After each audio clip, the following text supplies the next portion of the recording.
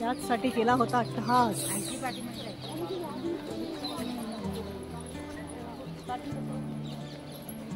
इजिप्तमधील pyramid, ग्रीसमधील Parthenon अशा अद्वितीय व जगातील 7 आश्चर्यात भारतातील ताजमहाल या वास्तूची गणना होते। स्थूलतः 1556 ते 1655 ही 100 वर्षे हा भारतातील मोगल राजसत्तेचा वैभवाचा काळ समजला जातो। याच काळात अकबर, जहांगीर व शहाजहान या 3 बादशहांनी उत्तर भारतावर राज्य केले। तिघेही राजे रसिक, दृश्यकलांची आवड असणारे व कला आणि कलावंतांबद्दल आदर बाळगणारे होते। वास्तुकलेला तर हा काळ फारच भाग्याचा होता। अकबराने वसविलेली फतेहपूर सिक्री येथील नवीन राजधानी, सलीम चिश्तीचा मकबरा, सिकंदरा, पंचमहाल, जहांगीराने वसविलेल्या काश्मीर प्रदेशातील शालिमार व निशात या बागा, आग्रा येथील इतमाद उद्दौलाची कबर, शहाजहानने बांधविलेली दिल्लीची जामा मशीद व लाल किल्ल्यातील दिवाण खास या इमारती याच काळातल्या आहोत। वास्तुकलेतील पर्शियन, मोगल, भारतीय अशा या परंपरेचा मुकुटमणी म्हणजे शहाजहानने आग्रा येथे बांधविलेली ताजमहाल ही वास्तू होय। जहांगीर बादशहाचे लग्न मिर्झा गियासुद्दीनच्या मुलीशी झाले। हीच पुढे नूरजहान म्हणून प्रसिद्धीस आली आणि तिने आपल्या पित्याच्या स्मरणार्थ आग्रा येथे इतमाद उद्दौलाची कबर बांधविली। वास्तुयोजनेचे संकल्पन, देखणेपणा आणि पृष्ठभागावरील कलाकुसर यांत ही ताजमहालच्याच तोडीची वास्तुकृती आहे व हिचीच वास्तुपरंपरा ताजमहालने पुढे नेली आहे। जहांगीरचा पुत्र खुर्रम याचे लग्न नूरजहानचा भाऊ असफ खान याच्या अर्जुमंद बानू नावाच्या मुलीशी झाले। राज्यारोहणानंतर ही दोघे शहाजहान व मुमताज महल म्हणून प्रसिद्धीस आली। मुमताज 1631 साली बऱ्हाणपूर येथे पुत्रजन्मात मृत्यू पावली। तिच्या स्मरणार्थ शहाजहानने राजा जयसिंगाकडून विकत घेतलेल्या यमुना तीरावरील एका जागेत त्याच साली ही वास्तू बांधावयास सुरुवात केली। तिच्या बांधकामात 20,000 माणसे 22 वर्षे खपत होती आणि तिला त्या काळात 6 कोटी रुपये खर्च आला अशी माहिती बादशहानाम्यातून मिळते। तिचे पार्थिव जेथे ठेवण्यात आले होते त्या जागेच्या 4ही भिंतींमध्ये आतून दिवे लावण्यासाठी कोनाडे बसवले गेले। सतत 40 दिवस तिथे दिवे पेटविण्यात येत होते। एके दिवशी शहाजहान याने मुमताजच्या त्या थडग्यावर हात ठेवून, तुझ्या स्मरणार्थ अशी इमारत बांधेन की ज्याची जगात त्याची बरोबरी होणार नाही, अशी शपथ घेतली। मुमताजच्या स्मरणार्थ तापी नदीच्या काठावर अशी भव्य वास्तू बांधण्याची त्याची इच्छा होती। परंतु तापी नदीच्या जमिनीची पाहणी केल्यानंतर कारागिरांनी तेथे इमारत बांधण्यास नकार दिला। कारागिरांनी नकार दिल्यानंतर शहाजहान आग्र्याच्या दिशेने निघाला। त्यावेळी त्याची नजर यमुना नदी असलेल्या एका राजवाड्यावर गेली। हा राजवाडा राजा मानसेग यांचा होता। राजा मानसेग हे जयपूरचे सरंजामदार होते। सम्राट अकबर यांच्या दरबारात त्यांना मोठा मान होता। त्यांच्या मृत्यूनंतर त्यांचा नातू मिर्झा राजा जयसिंग यांच्याकडे त्या राजवाड्याची मालकी आली होती। मिर्झा राजा जयसिंग तेच ज्यांना छत्रपती शिवाजी महाराज यांचे पारिपत्य करण्यासाठी औरंगजेबाने दक्षिणेत पाठविले होते। शहाजहान याने घेतलेला तो परिसर आग्रामध्ये जयपूर हाऊस म्हणून ओळखला जात होता। शहाजहानने मिर्झाराजे जयसिंग यांच्याकडून तो राजवाडा मुमताजची कबर बांधण्यासाठी घेतला। त्याबदल्यात शहाजहान याने जयसिंग यांना 4 हवेल्या दिल्या। आग्रा येथे ताजमहाल बनवण्यासाठी इसवी सन 1631 मध्ये बांधकाम सुरू झाले आणि इसवी सन 1653 मध्ये पूर्ण झाले। आग्रा येथे ताजमहाल बनला असला तरी मुमताज महल हिच्या मृत्यूनंतर तिचा देह 6 महिने जैनाबादच्या आहुखान्यातील शिकारीचे ठिकाण बागेतच होता। तिचे अवशेष नंतर आग्रा येथे नेण्यात आले। मुमताजला कबरीत दफन केले तेव्हा सम्राट शहाजहानने पांढऱ्या संगमरवरी बनवलेल्या या सुंदर इमारतीचे नाव रौजा एक मुनव्वरा ठेवले होते।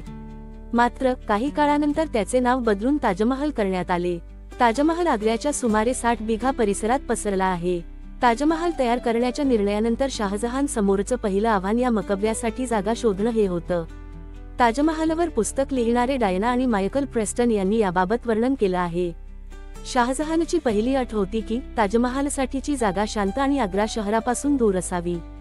तर दुसरी अट अशी होती की ही वास्तू एवढी मोठी असावी की ती दुरूनच दिसू शकेल आणि तिसरी अट म्हणजे ती यमुना नदीच्या जवळ असावी म्हणजे यातील बागांसाठी पाणी कमी पडणार नाही। शहाजहान यांची अशीही इच्छा होती की ताजमहाल आग्र्यामधील किल्ल्यावरून दिसावा ज्या ठिकाणी ते राहत होते। त्यासाठी शहाजहाननं आग्र्याच्या किल्ल्यापासून 1.5 किलोमीटर अंतरावरची जागा निवडली। ताजमहाल तयार करण्याचं काम जानेवारी 1632 मध्ये सुरू झालं होतं। तोपर्यंत शहाजहान दक्षिणेमध्येच होते। सर्वात आधी हा परिसर स्वच्छ करून जमीन सारखी करण्यात आली। त्यानंतर हजारो मजुरांनी दिवस रात्र काम करत यासाठी खोलवर पायाभरणीसाठी खोदकाम केलं। जवळून वाहणाऱ्या यमुना नदीचं पाणी जमिनीतून स्त्राव होऊन येऊ नये आणि जून तसंच सप्टेंबरमध्ये यमुनेला येणाऱ्या पुराच्या पाण्यामुळे ताजमहालला नुकसान होणार नाही याची काळजी घेण्यात आली। त्यानंतर आधी 970 फूट लांब आणि 364 फूट रुंद बांधकाम करण्यात आलं आणि नंतर त्यावर मकबरा तयार करण्यात आला, असं त्यावेळी भारताच्या प्रवासावर आलेले पीटर मंडी यांनी त्यांच्या travels of Peter Mandi in Europe and Asia मध्ये लिहिलं आहे. यासाठी वापरण्यात आलेलं संगमरवर 200 मैल लांब असलेल्या मकरानाहून आणण्यात आलं. ताजमहालसाठी वापरण्यात आलेले संगमरवराचे काही तुकडे एवढे मोठे होते की त्यांना बैल आणि लांब शिंग असलेल्या रेड्यांच्या मदतीनं आग्र्यापर्यंत आणलं होतं. ते खास प्रकारे तयार केलेल्या बैलगाड्यांमधून आणण्यात आलं. त्या बैलगाड्या जवळपास 25 ते 30 जनावरं ओढत होती, असं पोर्तुगालचे पर्यटक सेबेस्टियाओ मेनरिक यांनी लिहिलं आहे. ताजमहालच्या इमारतीमध्ये 40 वेगवेगळी रत्न लावण्यात आली होती. शाहजहाननं आशियातील वेगवेगळ्या भागांतून ती मागवली होती. हिरव्या रंगाचं रत्न झेड हे सिल्क रूटमधून काशगर, चीनमधून आणलं होतं. निळ्या रंगाचे रत्न लॅपिज लजुली अफगाणिस्तानच्या खाणींमधून मागवलं होतं. फिरोजा तिबेटमधून, मुनगा अरब आणि लाल सागरातून मागवण्यात आले होते. पिवळे अंबर बर्मा आणि माणिक श्रीलंकेतून आणले होते. लासुनिया हे रत्न इजिप्तच्या नाईल खोऱ्यातून मागवलं होतं. नीलम अशुभ समजलं जातं, त्यामुळे त्याचा वापर अगदीच किंचित करण्यात आला होता, असं डायना आणि मायकल प्रेस्टन यांनी लिहिलं आहे. ताजमहाल तयार करणारे बहुतांश मजूर कन्नौजचे हिंदू होते. फुलांचे नक्षीकाम करणाऱ्यांना पोखरामधून बोलावण्यात आलं होतं. काश्मीरमधील रामलालला बागेची जबाबदारी देण्यात आली होती, असं शाहजहानच्या Shahjahan the rise and fall of the Mughal emperor हे चरित्र लिहिणाऱ्या फर्गुस निकोल यांनी लिहिलं आहे. 1659 मध्ये शाहजहानचा मुलगा औरंगजेबनं पित्याला गादीवरून पायउतार करत कैद केलं. त्यानंतर काही दिवसांत ते आजारी पडले.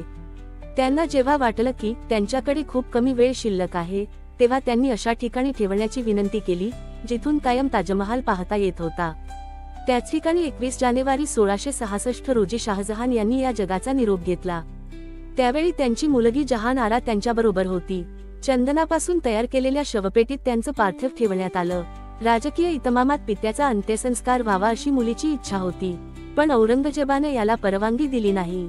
त्यांना अगदी साधेपणानं कुराणाच्या आयतांच्या उच्चारणात ताजमहालमध्ये पत्नी मुमताज महलच्या बाजूला दफन करण्यात आलं.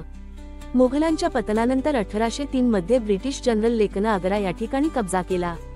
त्यानंतर ताजमहालाच्या भिंतींवरील मौल्यवान रत्न, गालिचे आणि भिंतींवरील शोभेच्या वस्तू तिथून गायब होऊ लागल्या. ब्रिटिशांनी ताजमहालच्या आत असलेली मशीद भाड्यानं दिली आणि त्याच्या चारही बाजूंना हनीमून कॉटेज तयार केले. मकबऱ्याच्या चबुतऱ्यावर सैनिक बँड वाजवला जाऊ लागला आणि ताजमहालच्या बागेमध्ये सहली आणि पार्ट्या होऊ लागल्या. या दरम्यान अशी अफवा उठली की 1830 दरम्यान ब्रिटिश गव्हर्नर विल्यम बँटिंक यांनी ताजमहाल पाडून त्याचं संगमरवर लिलावात विकण्याचं ठरवलं आहे. 1857 च्या क्रांतीदरम्यान ब्रिटिश सैनिकांनी काही मुघलांच्या इमारतींचं नुकसान केलं. त्यापैकी एक होती मुमताज महल यांचे पिता आसफ खान यांचा महल. पण ताजमहाल मात्र सुरक्षित राहिला. 20व्या शतकाच्या सुरुवातीला ब्रिटिश व्हाईसरॉय लॉर्ड कर्झननं ताजमहालाच्या दुरुस्तीमध्ये रस दाखवला. 1965 मध्ये भारत पाकिस्तानच्या युद्धादरम्यान जवळच्या विमानतळावरून पाकिस्तानच्या हल्ल्याची शक्यता पाहता भारत सरकारनं ताजमहाल झाकण्यासाठी काळ्या रंगाचं विशाल कापड तयार केलं. आकाशातून चंद्रचांदण्यांच्या प्रकाशात ताजमहाल दिसू नये म्हणून तो झाकण्यात आला होता. ते कापड 1995 पर्यंत सुरक्षित होतं, पण उंदरांनी त्याला अनेक ठिकाणी कुरतडलं, त्यामुळे नंतर ते नष्ट करण्यात आलं.